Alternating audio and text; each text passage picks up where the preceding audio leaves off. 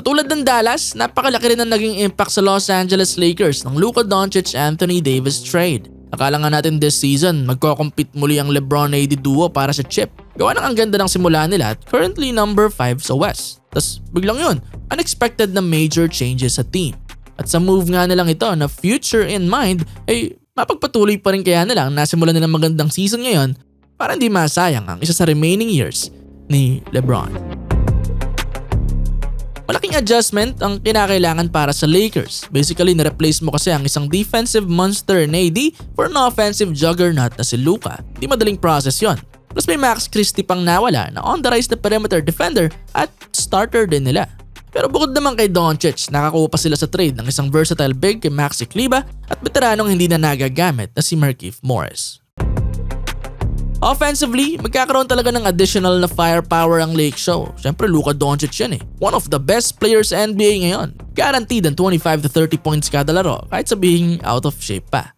Pero isa sa mga magiging adjustments dyan ng Lakers ay about sa touches. May similarities kasi sa playstyle sina Luka at LeBron. Parehong incredible na playmaker na kailangan ng bola para maging effective.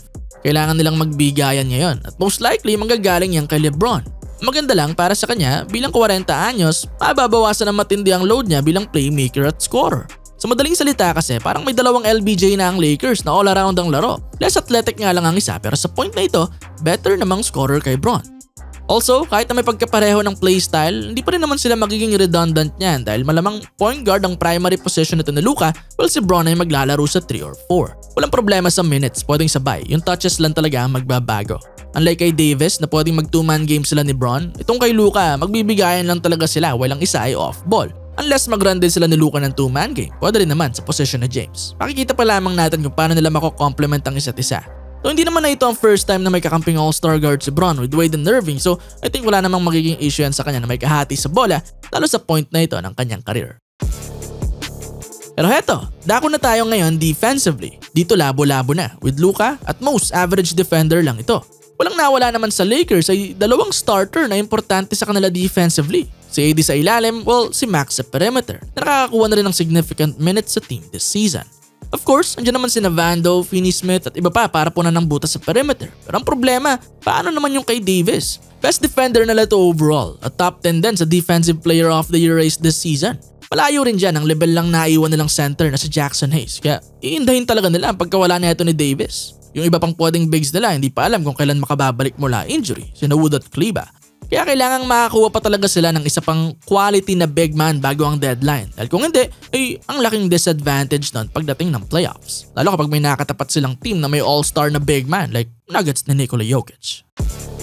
Yan lang naman ang malaking butas nila ngayon. Sana masolusyonan. Ito ang potential starter ng team. Luka Doncic, Austin Reeves, LeBron James, Rui Hachimura at Jackson Hayes. Yung bench nila decent din. Kina Kinect, Finney-Smith, Vanderbilt, Morris, Milton Riders at Vincent. Sa Kleber, bagamat injured pa sa ngayon, pagbalik niyan magbibigay rin niya ng defense at floor spacing para sa Lakers. Kaya kung makakuha pa sila ng malakas na magiging starting center ng team, who knows ano? Baka hindi naman masayang ang taon na ito ni LeBron at makapalag-palag sa playoffs. Lalo may malakas din silang trio sa opensa with Luka, Bron at Reeves, tatlong capable na magkaroon ng high scoring game. Inaasahan ng more or less 70 points sa kanila per game. Pero yes, marami nga lang talagang gagawing adjustments at kapaan sa team gawa ng pagpasok ni Luka na biglang number 1 option kaagad sa team. Mafe-feel yun nila Reeves, even si LeBron. Sa lakas na ito, sa kanya talaga iikot ang laro. Wala namang problema dahil kahit sariling pace niya ang susundin, nagagawa niya namang better ang buong team. Miski si Hayes baka umangat ang laro sa mga lobs at open shots na makukuha niya gawa ng madodraw na attention ni Doncic.